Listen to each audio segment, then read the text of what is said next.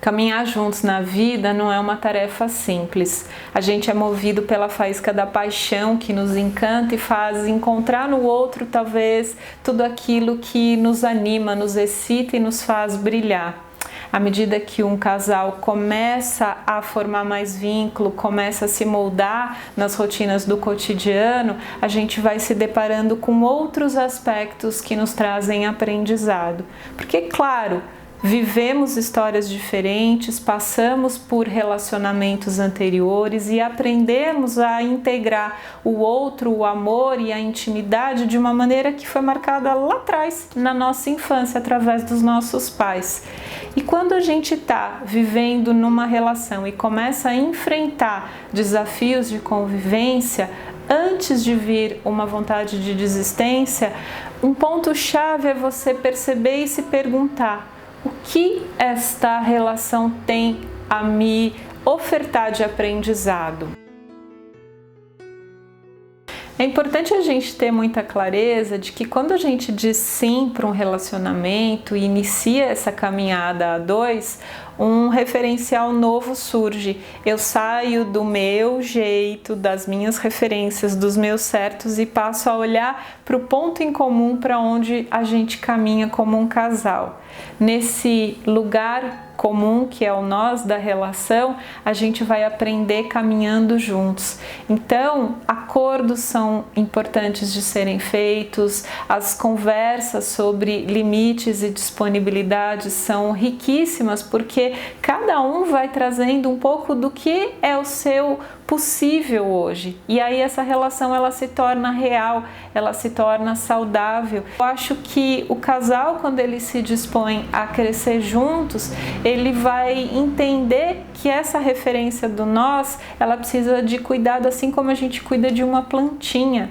Ela vai exigir que a gente dedique tempo, que a gente seja responsável por ela, que a gente perceba nas entrelinhas o outro, não unicamente na hora em que a pessoa chama para uma conversa ou precisamos olhar para isso. O corpo da pessoa fala com você, a maneira com que a pessoa se aproxima, se coloca disponível para um encontro íntimo ou não, a maneira com que ela está vigiando os seus comportamentos ou ela confia plenamente que você assuma a liderança em certos processos e tenha a sua individualidade respeitada, a maneira com que temos um objetivo comum para caminhar, seja um objetivo material, financeiro, seja um objetivo de propor uma família e dar passos além. Tem um tempo aí que a relação como um todo ela começa a direcionar. Ela vai passar por crises, ela vai passar por movimentos bonitos de evolução, crescimento e expansão, e tudo isso é o grande sabor da relação.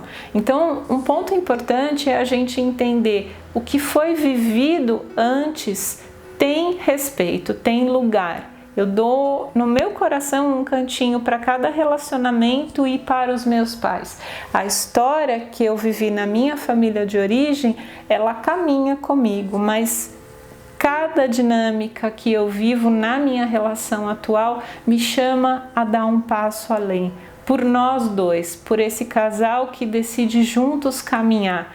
E aí a gente vai começando a botar intensidade, botar foco e botar presença na relação. Porque se a gente fica comparando o que acontece nas quatro paredes da nossa relação atual com o que foi vivido na nossa experiência com os pais ou em outros relacionamentos que a gente já passou, a gente está misturando coisas que não cabem.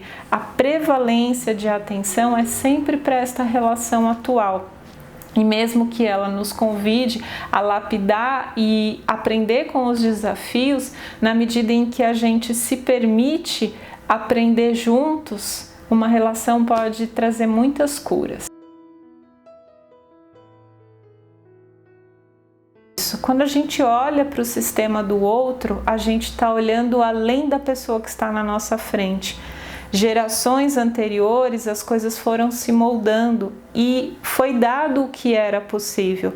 Cada um recebeu e aprendeu maneiras de lidar com o afeto, com o respeito, com o diálogo, como foi transmitido de gerações anteriores. Se a sua história talvez seja mais pautada em dureza, em exigência, em crítica, vai ficar difícil você abrir para o outro mais da sua intimidade, ou não cobrar do outro ou ter expectativas perante o outro.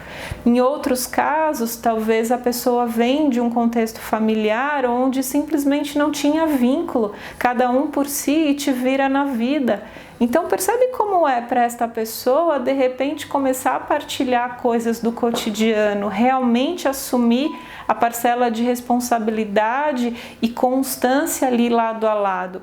É difícil porque isso para ela não é uma história que tem referencial interno, é tudo novo. Então, nessa amplitude do olhar sistêmico, a gente pode entender um pouquinho o que está acontecendo no conflito, olhando além do problema, o que por detrás desse problema de convivência que surge na nossa relação, eu posso aprender algo, o que isso chama a atenção e como isso afeta diretamente a mim. Porque um ponto-chave, se está acontecendo e você está dentro do problema, tem algo para você. Não há o culpado não é a pessoa com quem você convive.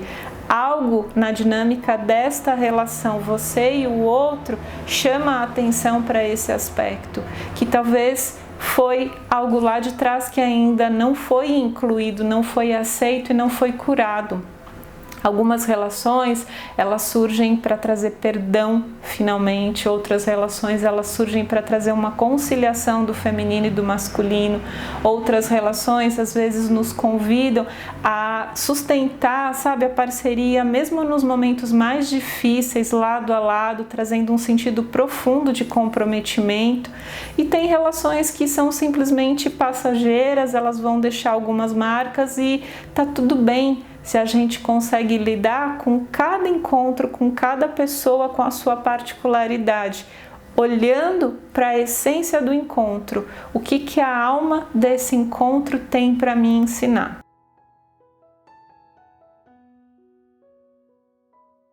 Atrás do outro por quem você se apaixonou, tem também uma criança.